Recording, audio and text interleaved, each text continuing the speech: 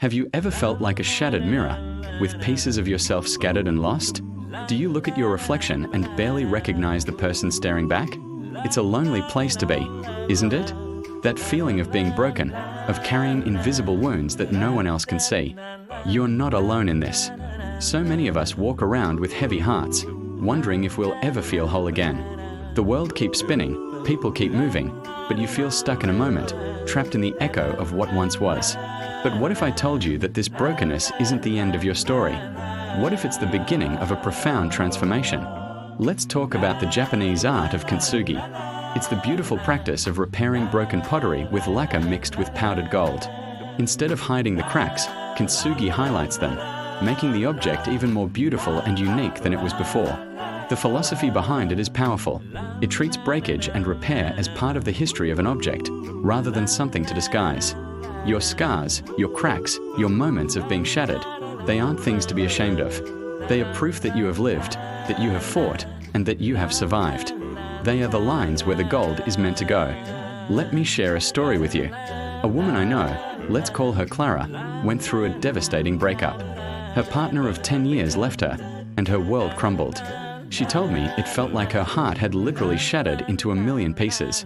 For months, she couldn't eat, couldn't sleep. She would look in the mirror and see a stranger. One day, she stumbled upon an old pottery class. With trembling hands, she started working with clay. She poured all her grief, her anger, and her loneliness into it. Her first few pieces were clumsy and misshapen, but she kept going. One day, she accidentally dropped a nearly finished vase, and it broke.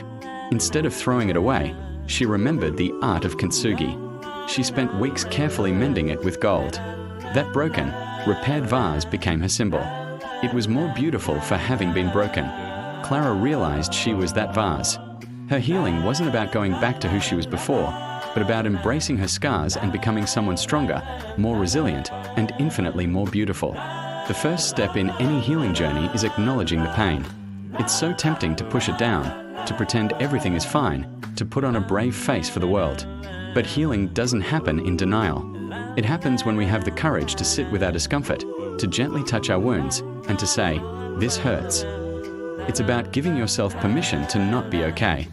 Think of it like a physical injury. You wouldn't ignore a deep cut and expect it to heal on its own. You'd clean it, tend to it, and give it the time it needs.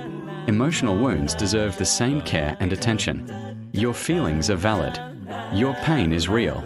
And allowing yourself to feel it is the bravest thing you can do. Once we acknowledge the pain, the next step is often the hardest: forgiveness. And I'm not just talking about forgiving others who may have hurt you, though that's a huge part of it. I'm talking about forgiving yourself. We often become our own harshest critics. We replay our mistakes, we dwell on our perceived failures, and we hold ourselves to impossible standards. We tell ourselves, "I should have known better," or "if only I had done this differently." This self-blame is a heavy anchor that keeps us chained to the past.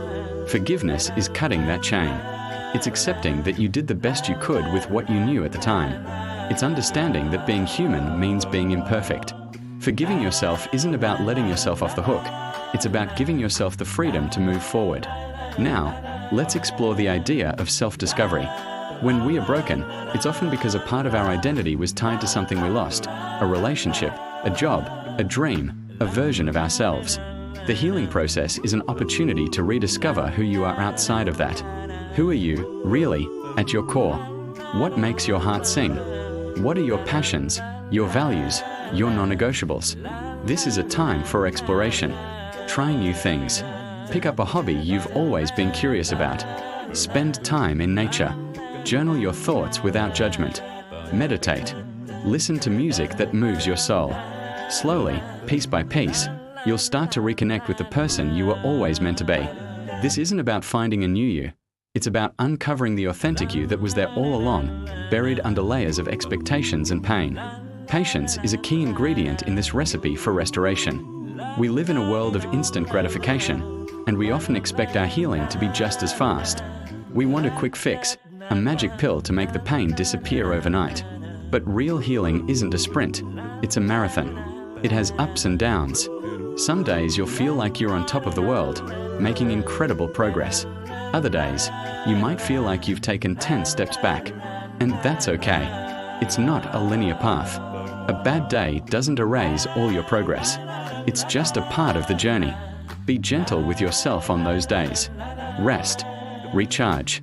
Remember how far you've come. Every step, no matter how small, is a victory. Celebrate them. A crucial part of this journey is building a support system. You don't have to do this alone. Reach out to trusted friends, family members, or a professional therapist.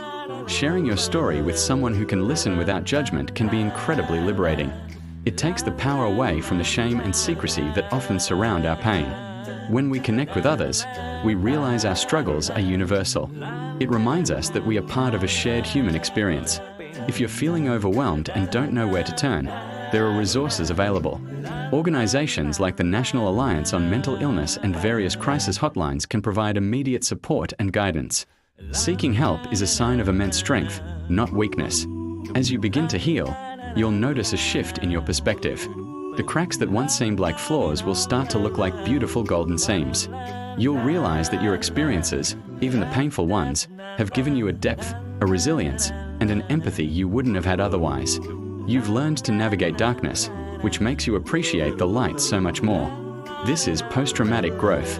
It's the idea that profound personal development can emerge from adversity. You are not just surviving, you are evolving.